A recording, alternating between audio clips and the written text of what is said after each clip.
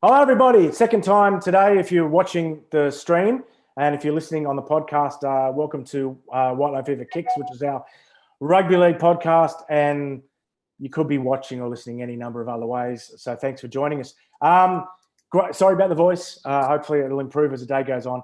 Just want to welcome our amazing guests. We had to put it back a couple of times. My fault, at least once anyway. And then I got the time wrong this morning. But we're here. Mark Carroll and his biographer. Do you like the sound of that? Adam Hawse. How are you guys? Good, Steve. Yeah, I'll take that one. Yeah, no, he deserves that comment too, mate. But great to be on this fantastic show, mate. Been waiting for you. Now, guys, you've been doing the rounds of the press for the new book, Spudd. A lot of these biographies tend to come out when guys are still playing to kind of cash in a little bit, or just after they stop playing. No offense, Spudd, but you didn't retire yesterday. So why now? Why now?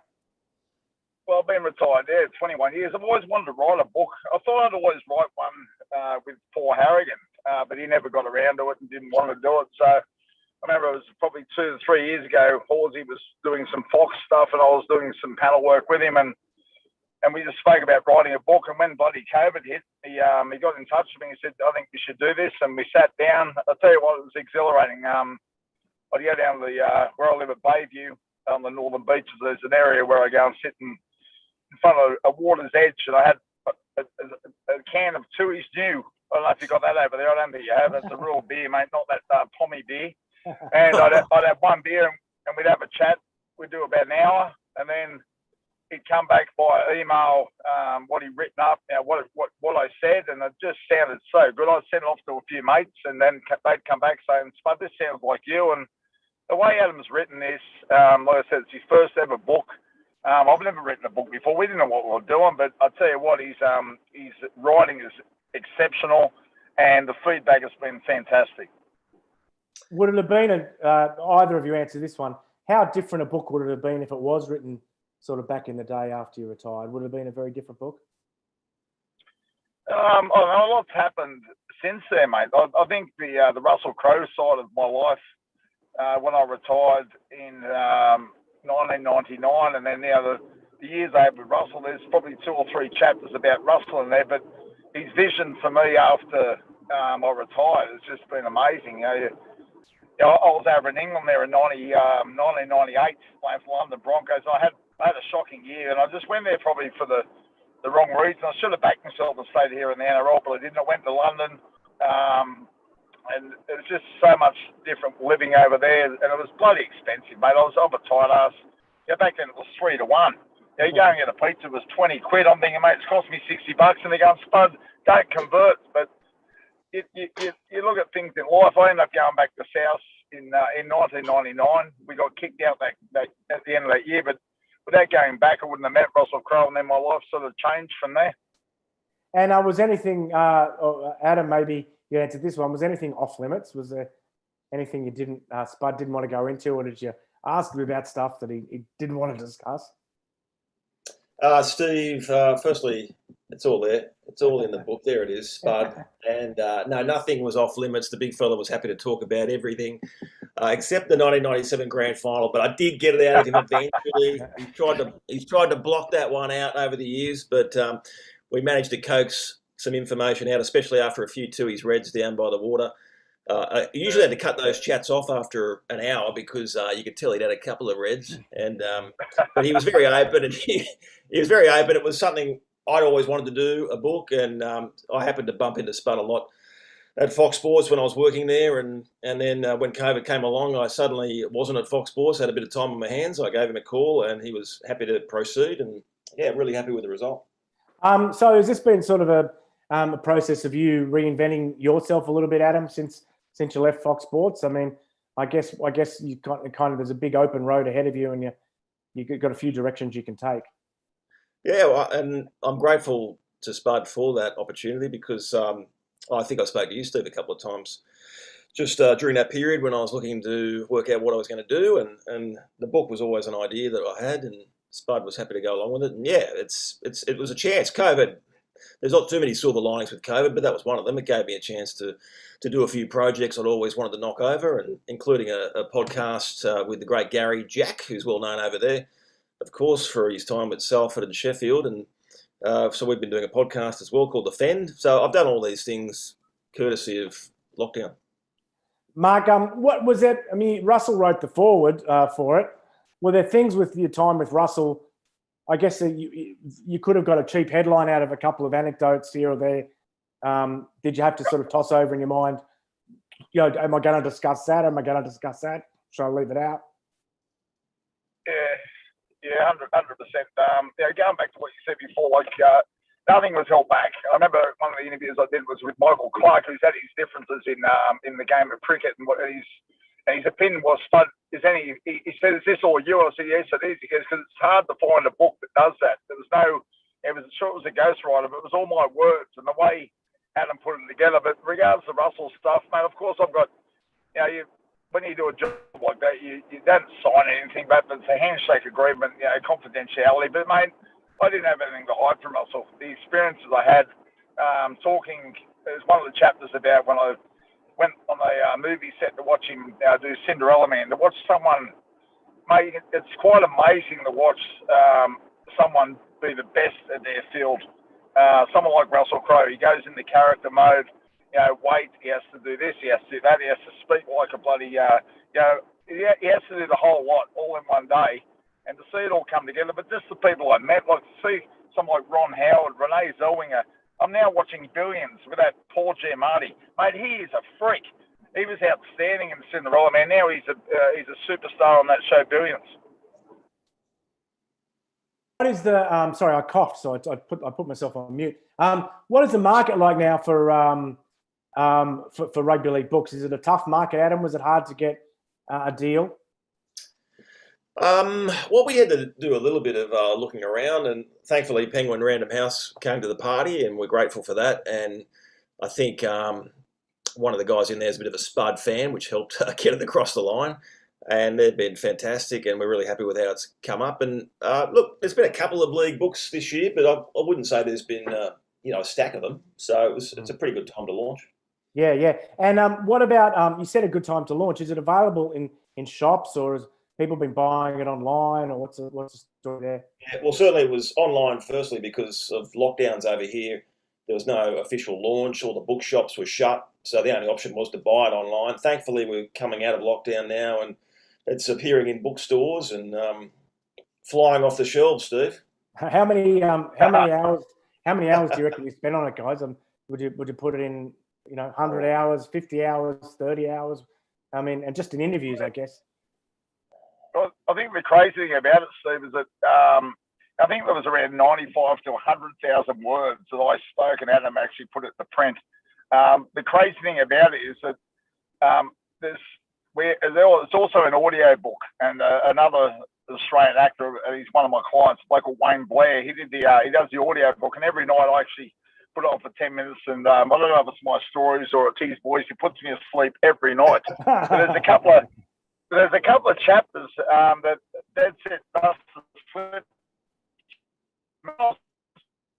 much of a reader, so I'd send them to my mates, a couple of mentors, and that. Then they come back and say, "Spudd, this is great." And I just write straight at them. So there's a couple of chapters there. I actually have a giggle, thinking, "I can't believe I said that." So, but like last week, I actually went to a couple of bookstores to see it in live. For someone who's always wanted to write a book, I got a bit of a chuff out of it, like seeing it on the bookshelf there. And Lisa Wilkinson, she's brought out a book recently, and I made sure my book was right next to hers. And then there was another one that was bestsellers. I said to this bloke there, he's a fan. I said, "Mate, can I put my book in there?" He goes, "Yeah, no drama." So I put it right in the middle of bestsellers. I gave him a bit of a hand. Mark, I guess when you're playing footy, that's one way of interacting with people. People come to the game, they know you for TV, you get a few corporate gigs, but now when you're talking to people, our age, Adam and I, maybe I'm a bit older than Adam, but you're actually part of someone's childhood.